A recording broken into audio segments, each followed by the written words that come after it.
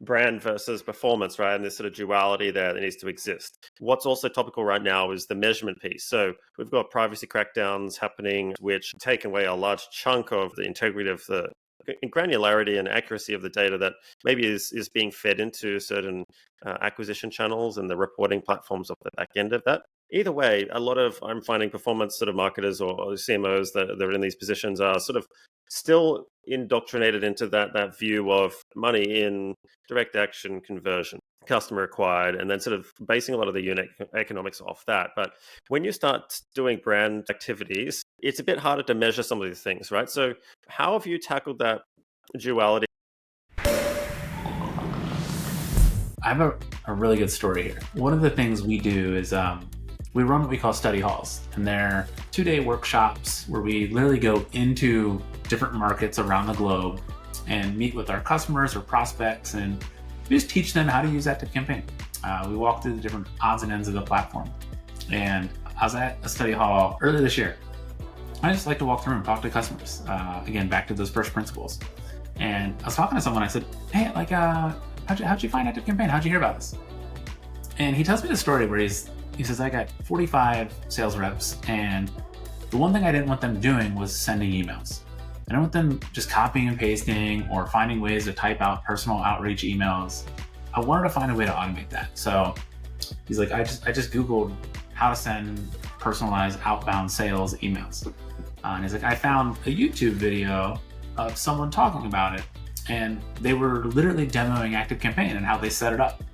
He's like, so I went to Google, search ActiveCampaign, clicked on it, created a trial, tried to recreate what was in that video, and it's like, wasn't perfect, but I got what I needed and figured it out. And yeah, I've been here a few years, and it's working like a charm. And this light bulb just like went off in my head where I was like, oh my goodness, like my attribution would be first or last touch. It would just look like organic brand, right? And if I took that to heart and ran marketing strategies against that, well, I'd probably end up sponsoring different events. I would go deeper into PR and earned media and all these different areas. And that's not how he found us. It was through an influencer and one of our customers who found value in ActiveCampaign, right? And shoot, the data would have never told us that.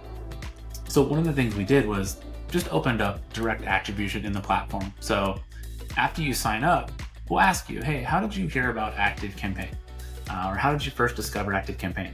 And one of the things I see folks do is they'll make that a drop down. It will be search engine, or it will be from a friend, it will be social media, magazine, television, radio, etc. What would that person even put? What would be their answer?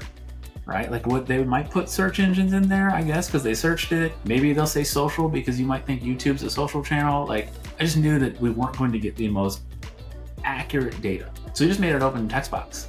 And everyone's like, how are you going to get any information on that? Again, it's a high velocity business. You can have thousands of responses every month. Like, how will you figure that out? I was like, oh, there's AI.